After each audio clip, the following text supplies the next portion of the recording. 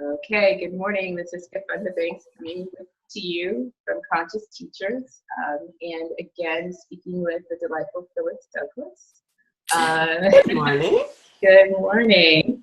And today we had a very interesting conversation previously about healing in general and the various modalities that you bring to the table as far as the gifts that you have to help people restore balance, both in mind, body, and spirit.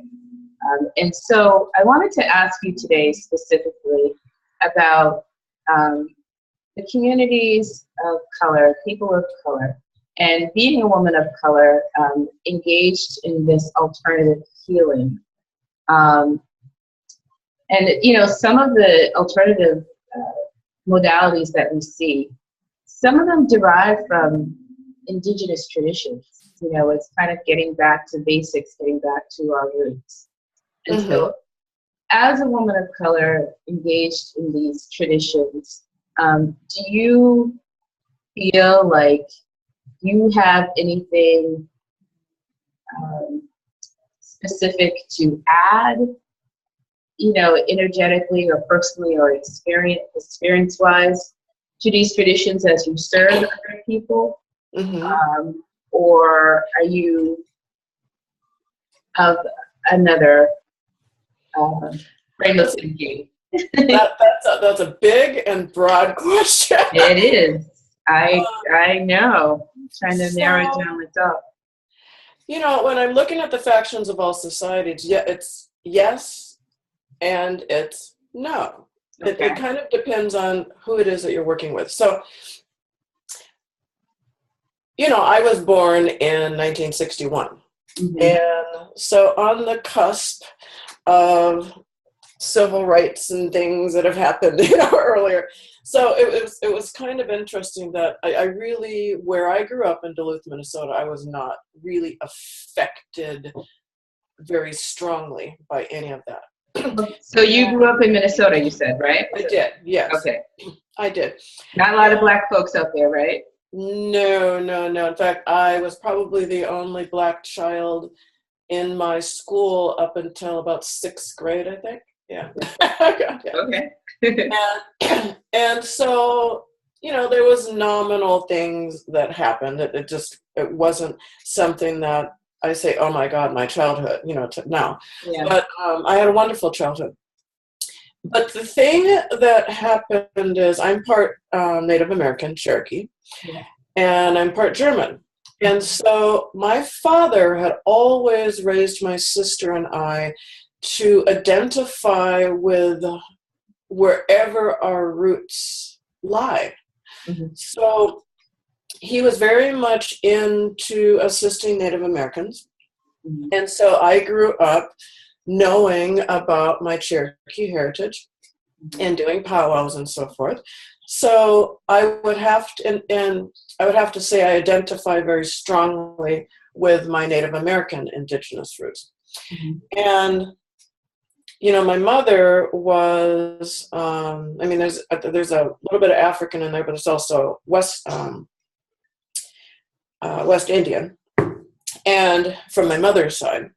So it's kind of, I've always considered myself just me in a blend of these different ancestral influences that have come into my life.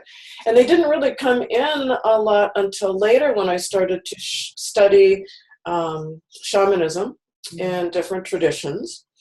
And it all came from the non-physical, which is kind of interesting, through my grandmother and non-physical beings, through my ancestors. When my ancestors came forward from the non-physical and I received messages and teachings, which I still do today, it was my understanding that many of my personal gifts that I came in with come from my ancestry through African roots, African tribal roots. So, you know, the witch doctor, the shaman, you know, whatever it is that you want to call it.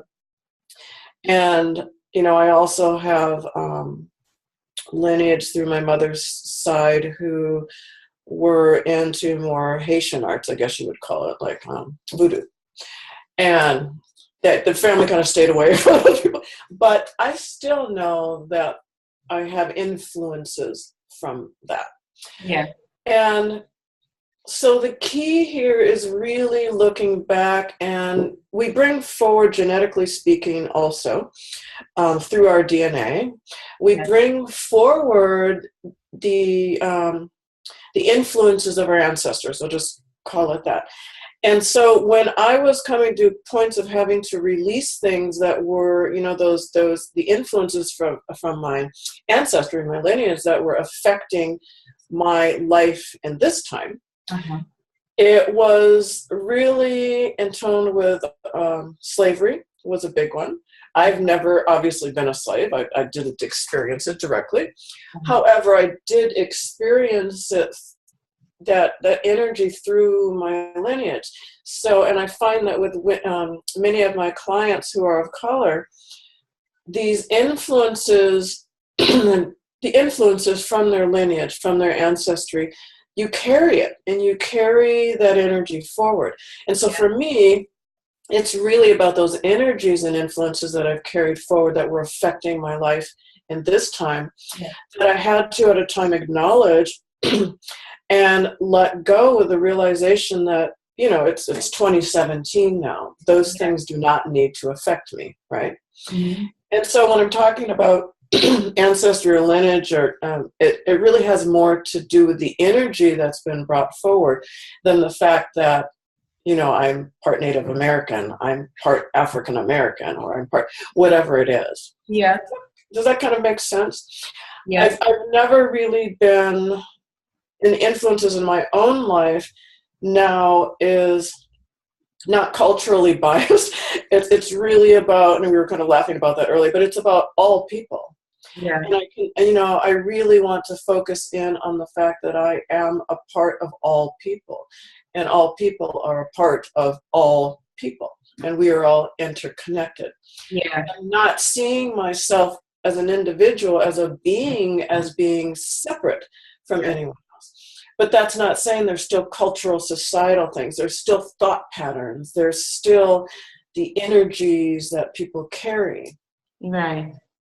It's so funny though, because it always interests me when people talk about wanting to be, or seeing themselves as part of the whole and not wanting to see themselves as separate.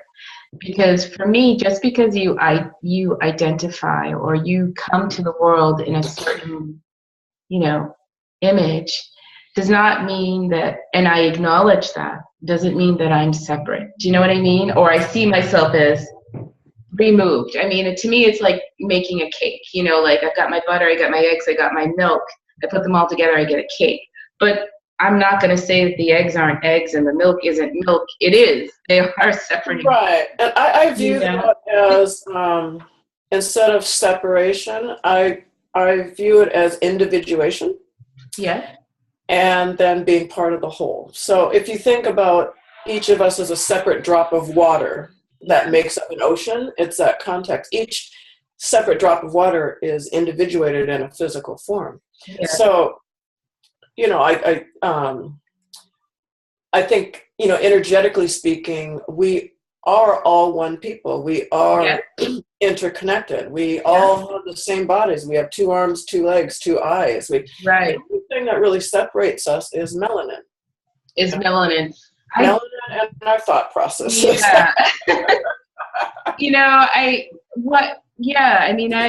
Melanin does separate us. I also think that, as a group of people, each group of people, each particular tribe has a separate set of experiences, and a separate sense, separate cultures that cause us to view life a certain way, causes us to experience life a certain way, and I think there's validity in those experiences, and so I think that, as a person of color, in these particular practices, that you would have something significant and different to bring, that is of value to a recipient who is also a person of color. I was listening to Denzel Washington's interview about the movie Fences. I don't know if you've seen it. No. No. But so the movie was written by, the play was written by August Wilson. And before he died, he said that he would like to see the play become a film. But the one caveat is that the director and the person bringing it to the fore would need to be a person of color. Because he felt like only through that lens could his play be given the true representation that he had intended it to have.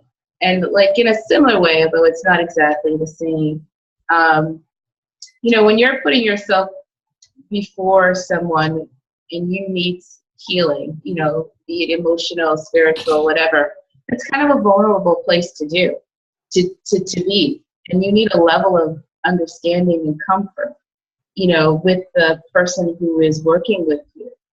And, I've had, the experience with being in that vulnerable place and knowing that the person is very well intended, but also knowing that they don't get what I'm saying or what I'm experiencing either. It's outside of their realm of experience. And you're right, and that's identification. I think there's individuation, there's separateness, right? And then there's identification. So I have many, especially, Black women. I've never actually, well, that's been a long time since I actually had a Black man, but as a client. But mostly women. Black women will see me and they'll come in and they'll state, I have never thought to do any type of alternative holistic healing until I saw you. Saw me? No, me. This is what my clients say. Yeah. I'm having trouble hearing you. They said, I saw your ad, I saw your picture, and I knew that this was a woman that would understand me and I could identify with. Mm-hmm. Mm-hmm. And so in that sense, yes, there's, being able to identify with someone who is same or similar is very comforting. Mm-hmm. And I feel that often too, that you feel that you can kind of open up a little bit more and that the person that you are talking to can have a deeper understanding of where it is that you are coming from. Mm-hmm. Yeah. And that definitely is something that I can relate to when I'm working with clients. Mm-hmm. But it's interesting that in the sense that we both look similar, I've never ever had a client specify within the healing process or anything else any issue of race. And I'm kind of trying to think this through because I really hadn't thought about it. Mm-hmm. It has never really come up, except that, when I do like the Akashic record healing work and so forth, what does come up, I think, because I'm working through my ancestry and so forth, are, as I stated earlier, the energies of our ancestors that we have taken ownership of and we've brought forward into this lifetime that are indeed influencing us, even though we are not living in those times and even though we don't have to worry about those things, right? Because we are energetically connected to our ancestors. And so that's when that type of thing really comes up. And that's something that I fully understand because I have dealt with the same thing. And it may also be that I can go a lot deeper into that aspect of it, energetically speaking, than someone else, per se, that cannot at all, really identify is the key word, identify with slavery or identify with racism. Because I think that energetically speaking, I can identify and have a connection through who it is that I am with that. can speak to it on a deeper level maybe than some other therapists or practitioners, if that kind of makes sense. It's interesting. It's an interesting question. Thank you for asking it, because I'm kind of like, I just am. I hadn't really, I never really think about that. Well, I mean, here's I think I might have related this to you before, but I remember having, I was the practitioner, and I was working with a young woman of color, and she was near tears, and she related to me that she always felt under attack somehow. Like, she always felt like people were either judging her or stereotyping her. And she was a registered nurse. She was on her way to becoming, what do you call that, nurse practitioners? Yeah. And she did not feel comfortable, she said, because she always felt like people were either stereotyping her or, judging her or, pushing her to a place where she felt like she couldn't be herself. And, as a person who has a secular profession, I can relate to her because, in my mind, my personal experiences has been, oftentimes I have to prove who I'm not in order to prove who I am. But it's an awful lot of work to have to go prove who you're not over and over and over again, okay? And those experiences are not just particular to the secular world. I find those carry over into this alternative world, or practitioners who, again, well-intended, but also coming with their lens of their experiences from their own culture and lineage, and then it's a lot to kind of have them to be able to remove those lenses and see before them just another human being or another spirit having a human experience. So, that's why I feel like it's important to have people of color within these modalities, because you don't have to deal with all that. We already know who we are, as people, and so we can just get to the work, get to the business of it, And so, a lot of it, I think, too, is that particularly with women of color, me and this young woman talked about, the stereotypes and the image that's put out there by the media constantly about who people are, and then having to combat that constantly. And that being exhausting. And so when you're constantly in that mode of defense, you don't get to have the space to breathe and to get to that root, those jewels of who you really are. It's like you're constantly digging in the dirt and you can't get to the treasure chest because you're constantly having to remove the dirt that gets piled on and piled on, And I had this experience just a couple of days ago with a young person that I work with, and we were talking about art, and I love art, culture, and all of that. And we got onto the subject of the Chihuly exhibit, and Chihuly to me is like McDonald's. Like, who doesn't know who Chihuly is? And he said to me, "You do know who Chihuly is?" And I'm like, "I do. I'm kind of surprised that you do because you're under 25." But it's like. So, that's kind of, I'm going in a roundabout way of saying what I want to say, but it's about being able to see get to that essence faster and be able to focus on that rather than clearing away all the stereotypes and all the misconceptions and all that. That nonsense. When I started in, we'll call it the broad field of spirituality, I would watch videos of things on YouTube and so forth. And I saw nary a black person in the audience. Part of class.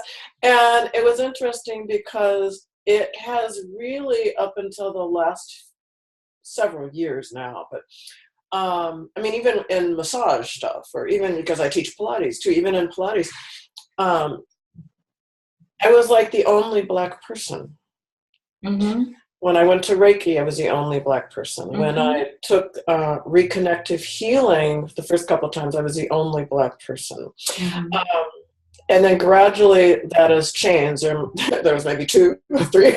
Right, exactly. But I really think that it's mainstream information doesn't necessarily reach everyone. Mm-hmm. And I think communities of color really don't know a lot, or now more so, but they really didn't know on, what Reiki was, or what Mm-hmm. reconnective healing was, or any of that. There really wasn't a lot of holistic practices. Well, let me tell you this: they may not know about the term Reiki, but they do know, if you were to talk to some folks about grandmas and aunts, they do know about healing hands. She's got healing hands. Just let her put her hand on your heart or your forehead. She's got healing hands. They do know those things, but they don't. Yeah. And I was going to state that kind of along those lines that I was trying to get to was that, even more from a religious perspective of the laying on of hands and so forth. You are correct in that there is that. But often there's also a religious connotation with the healing of hands versus more of an intangibility of how I could do healing of hands. I'm not Christ, right? Or whatever. Right. And I've had a lot, when I started, I'm trying to figure out how to phrase it. When I was up and coming and doing kind of the energy work and so forth, I had a lot of backlash from many people, most people that were, coming from a deep religious background. Right. That I could not be doing, and I should not be doing what it is that I'm doing, because it is not my place. That has nothing to do with my being Black. It's more of a religious perspective in that, how could you even be doing that? And over the years, I've had people that kind of crept in through the door, that heard about energy healing and so forth, but they were still like, I've heard about this. I want to try it. I've tried everything else. But they still had kind of that religious thing going on that, I really shouldn't be doing this. But whatever. Right. And so they'd get on the table and they were like, and they would have a profound experience, and it's like, wow, I'd be trying to explain really about energy and so forth. This has nothing to do. Right. It's so, I've kind of gotten that from people. But I mean, the more and more that people see me in the public eye and I'm kind of out and about, a lot of people have seen me for years, and they come in and they state, I've seen you for years now, and such whatever in your name, and I'm finally coming in, right? So you're talking about having to prove yourself, and in the industry and whatever it is that you're doing, you have to go through those stages of proving who you are. And I mean, at the same time, I still had to prove who I wasn't, right? And then I had to prove who I am. But there's also another faction of society that says because I'm Black, I'm a witch, or I'm dealing in voodoo, or I'm dealing in, and I'm not saying that laughingly, I'm dealing in something dark, right? Because I'm Black. They automatically go to some preconceived notion about what that means. And it's very interesting. I mean, a lot of people are frightened of when you talk about shamanism, and then that goes to kind of the witch doctors and all of that. And it's all very beautiful healing and spiritual work. It's just a context that they have a construct that they have no concept. Exactly. Of, right? Yeah. And so, I've had a lot of people state that type of thing to me. And I knew where it was coming from. They didn't outwardly state. Right. But I have had people, someone said, what you're doing is evil. What you're doing is dark. You're a witch. Yeah.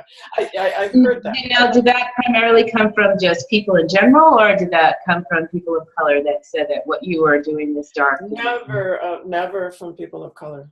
Just in general. Okay. Mm-hmm. Interesting. Yeah. It's religious folk.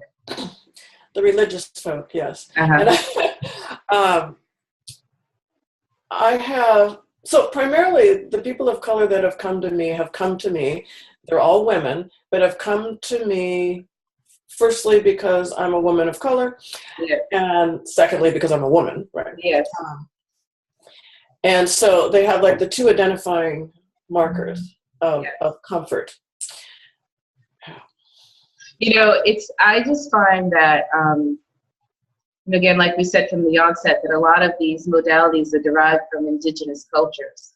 And I just feel like there has been such, again, like stereotypes heaped on what those cultures did healing-wise, that it's driven a real wedge between the reality of what was actually being practiced and how people conceive it to be now. And so that getting back to the roots of it. And I think also too, like, there's been I believe it's been an intentional distorting of those indigenous healing practices so that people are afraid and people turn away without really fully understanding, what it's about, so, and a lot of that is about control, and about religious control. You can control the way people think and the way people feel, then you can control what they do, and that makes it difficult to explore your own identity and explore your own journey, when there's someone else trying to, tell you this path is bad and this path is wrong and this path is, is bad. So, it's not surprising that people are have some ill feelings about, what these alternative things are. I just feel like if we can go back to embracing our roots and go back to that place of self-exploration of our culture and our ancestors, we can clear away some of this energetic heaviness that we tend to carry that's related to slavery and colonialism and all of that, and get back to the gem of who we were, so again, that's why I think this stuff is important. Yeah.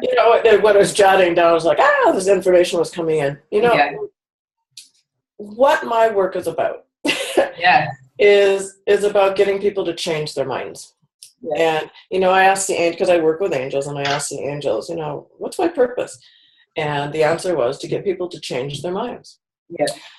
And I was like, I had to work at thinking about that.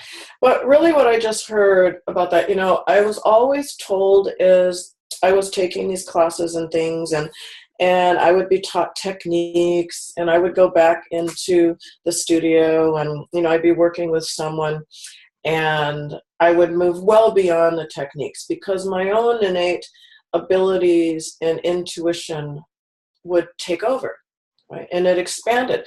So from that was more of an experience of my ancestors, right? And I was always, I tried to pull back from that, and then I was always told, no, like trust. And so the key was the return to simplicity, the simplicity of what I'll call the indigenous arts.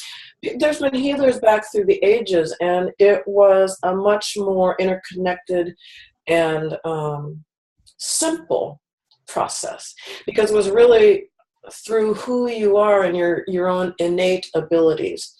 But then there was, I guess, what you might call religious censoring, right? And so I think that that was Keeley there was a manipulation that took place of what I'll call the indigenous healing arts, okay, for lack of a better term.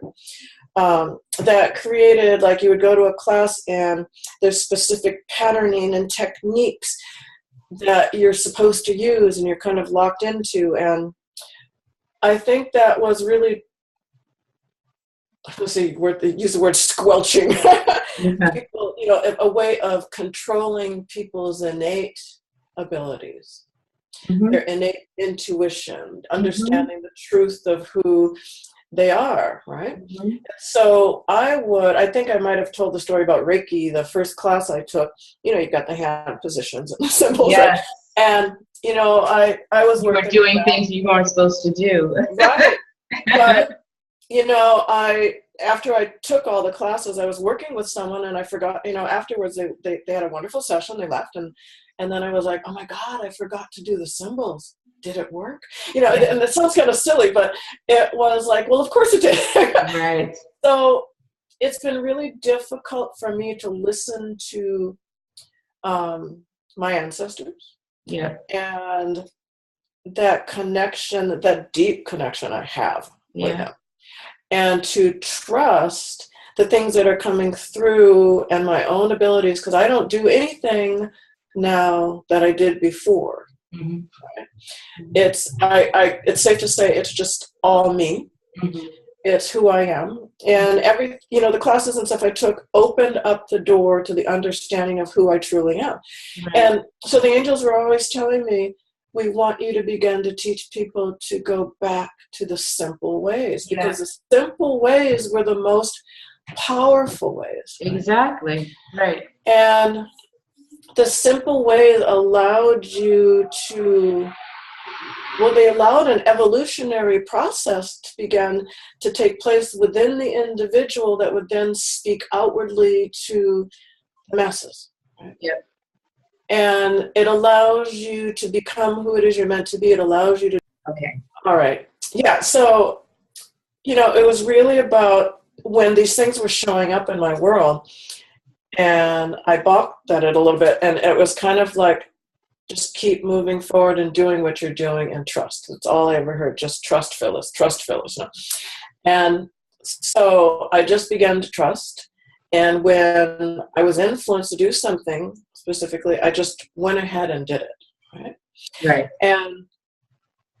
And so, with that, the ability to do that and the ability to do the work now that I do,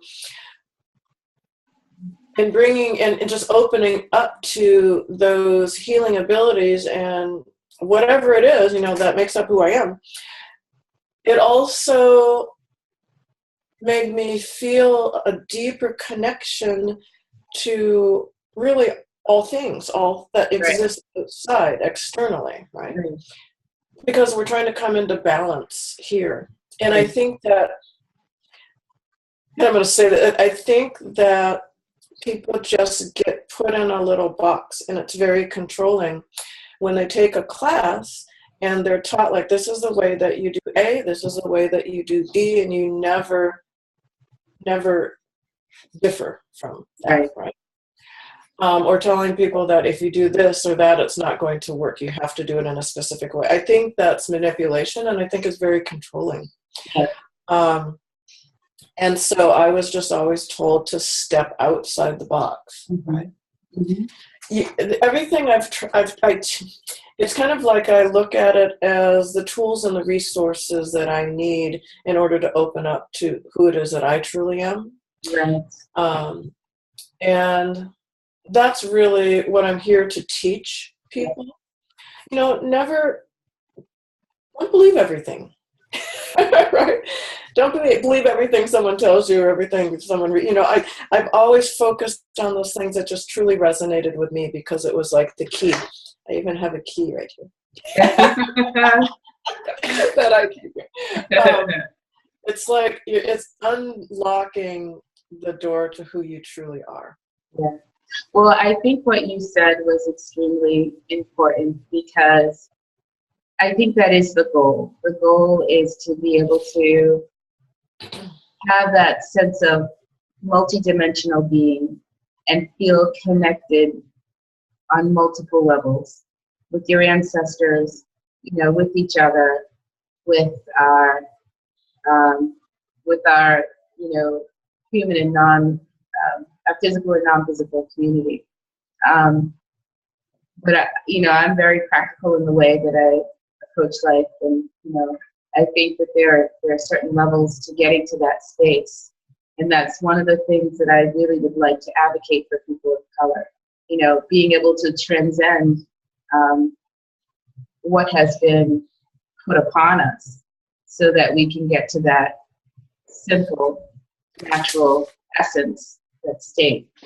And to feel confident in existing at that realm without feeling that you need to approach life in a defensive. And that's the point where we get to talk about power, authentic power, and how to reside in that. And so, to me, in this day and age of where our world seems to be going,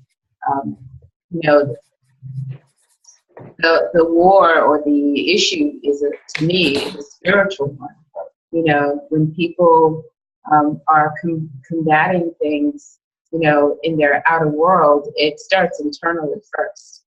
And, from my perspective, and having that sense of spiritual groundedness and being grounded in your own authentic power, it affords you the space of not feeling like you need to combat anybody. There's no desire, no will to do that at all. It's interesting when you say that, because you're saying it starts internally. I think it ends there too. Yeah, it does. It does. It's that, what I was it comes from the inside, and we each have our filters of how we filter our environment and everything that happens to us. And our filters are created from our background, our foundational setup through our parents and our ministers and our teachers and, whatever it is. The influences from our childhood create these filters. And that's how we see the world, through these filters. And so it's all internalized. And it's our job from the inside to begin to change our perspective, to begin to open up and see the world in a different way, to understand that, such and such really doesn't affect us, right? Or that our fears really are, it's like we have no need to fear things that our ancestors might have feared in the past. We carry a lot of fear, right? Yes. And nothing, what I do see a lot from people of color, it is often that they go external, they don't come internal. Mm-hmm. When they talk about their problems and so forth, it's often due to something or someone else. Well, and I will also say that there are forces that advocate that they remain external. So, that it is our personal, I think, responsibility to bring it in, to understand the forces that be, the matrix, whatever you want to call it, the media, whatever you want to call it, those things that tend to pull us out of our internal rooted selves. And that is true. Yeah, we have to remember to stay grounded internally. I mean, it all exists out there, but and even though something exists within your reality, in order to change that reality, you have to change it internally. You have to. It comes from the inside out, and nothing externally is going to change until we change internally and begin to really, for lack of a better term, push back. And I'm not talking about war or anything like that. Yeah. But it's really standing up for who we are. I mean, when we're talking about Standing Rock, right? And all the people who have flooded there from all over the world, it's really like that. It's all of a sudden people felt it in here, right? Mm-hmm. And they stepped out. And they're taking care of it in the best way possible, and that they can, right? Yeah. And they're pushing back. And so we each as individuals can push back on our own lives and create a higher, we're seeing things from a higher perspective, from a bird's eye view. Kind of understanding where those external forces are coming from and finding ways to kind of circuitous ways to weave our way through it. Yeah. We can't play victim, and anybody can be a victim, but we can't sit back and play victim for our entire lives and just never allow ourselves to. Right, and I will add to that, though, not playing victim, but also not pushing aside the fact that you have been victimized. When you have been targeted, there is nothing wrong with identifying the fact that, yes, that is happening. That is a reality. Right. But then the point of power is when you say, although this is happening, I am not going to allow it to deter me from where I need to go or what I need to do for my family and what I need to do for myself. Exactly. That is the key point that the angels have always told me, was that we're here to live a life and life happens, right? But no matter what is happening in life, do not allow it to disempower who it is that you are. So we all have experiences, right? We all have circumstances in our lives. It is our ability to move through it, right? Or to move past it, no matter what, to have that strength and empowerment that resides within. We don't necessarily, we might find comfort outside from different people, but they can't persuade you. You have to persuade yourself to move through to the other side of anything that happens in your life, right? And so, as a mother, you look at your child and you're like, oh, well, they're doing these things, but I can't. You can always tell someone your moral views and you can tell them something, but it's up to them to take it in and to work with it, to make it their own. You can't influence people. You can only influence by having them see, what is the word? When your child watches you as an adult circumvent things in your life, or how your actions and reactions and so forth, that's what I'm looking for. You're leading by example, right? And so you look at people outside of yourself that you would like to be like, or that they're doing something that you would like to do, or they're in a place where you would like to be, and you start to look at their path. Those people are leading by example, right? They are leading kind of a tendril or a trail or a roadmap of light, right? A pathway to being a certain way, showing up in the world a certain way. And so leading by example is really how, and really the only way that you can influence another being. Mm-hmm. Yeah, and that influence can be really strong. And what I guess what I want to shine a light on is that as a people, we have to understand where the point of power is. And I think that has been something that has reflected the community for a long time, has kept it off of its path, is by being fooled about where the point of power is. And so, being able to stay centered within ourselves, being able to stay connected to our ancestors, connected to the source, that is the power, and that is the only power that really makes any difference. And it's the only power that doesn't shift, It doesn't. While you're talking, I'm going to look. It doesn't shift from election to election.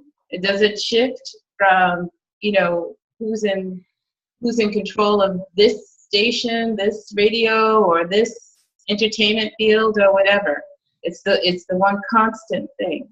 And so, I think as a community and as a place of healing, We have to identify that and stand on that ground. And I do feel like there are cultures who do know that, whether they know it because they've been shaped, habitually that way, and reinforced through their own personal experiences and their own cultural experiences. Regardless of how they got there, they're there. And we have to kind of be able to get to that place too, and then also be able to use that power that authentically and responsibly. And I know you have something else you want to say. I'm going to have to wrap up soon, but I'm gonna let you get your point out. What I wanted to share with you was something, and the angels just said, share this. I got a message from the angels because I asked a question from something. So, what is the challenge for humanity? The answer was, it is a loss of inner control of outer influences. The inability to adequately filter the external forces that are presented each and every day that abut the senses physically, emotionally, mentally, and spiritually. We have to in some way know or figure out what to do with everything we come up against, both seen and unseen. When we are in balance, our innate wisdom takes the forefront and orchestrates a seamless interface. When we are not in balance, which for many people is most of the time because we consistently live in a state of compromise, we reside within a state of discordance. We are either fighting the known or unknown or both, running forward through self-imposed or assumed obstacle courses, receding backwards in fear, discomfort, or oblivion, or on a linear path of least destruction due to fear, unwillingness to be uncomfortable or vulnerable, or in general not wanting to stick out from the crowd. When we engage in either of these patterns, we impede the flow of our true life path. We squelch our dreams and desires. Our health and wellness deteriorates. We forget to breathe and move and fly and play and imagine. We forget that life is about living. Living is an evolutionary process from the day we are born to the day we transition from our physical vehicle. Of all our senses and levels of being alive, it is not a test, though we are inherently tested in our ability to flow through life circumstances by attaining and maintaining a state of balanced equilibrium on every human and spiritual level that is possible. This is the key to the dream locker. It's almost done. So many people live in hindsight of what they fear they failed to do or achieve and should have, or in foresight of what they feel they should and could have at a future date, than what they would have now if they chose to live in the moment. Not in the past or the future, in the now. The dream locker is the space where the essence of our true self anchors between physical and non-physical points of our existence, within our physical form, a distal insertion, and the source of all things, the origin, which the angels will call God. Yet there are many references attuned and aligned with the source. It matters not what it is called, nor how you feel it, or how it is viewed within your personal sight. The channel of connectivity that the angels speak of and that humanity is avidly seeking resides within each and every one of us without question. It cannot be strip-mined and used to fuel an external force that resides outside of self. Yet as humans, we have the ability to willfully liberate ourselves of our personal energy. However, our link up to God remains regardless of what we choose to do. We are always connected to and will return to God. And God resides within all things and all peoples. And we are interconnected and thereby affected by everything that exists subtly, minutely, minimally, or greatly on some level of our being through our senses. We process life through our personal filters as they exist in the moment, and we react. The key to the dream locker is found from within by shedding the filters that only allow us to see our lives and existence through tunnel vision, and open up to the expansive truth that exists both within and without that we do not yet see. The final statement is our initial filters were created by external forces that formed the foundational construct of who, what, and why we are who we think we are.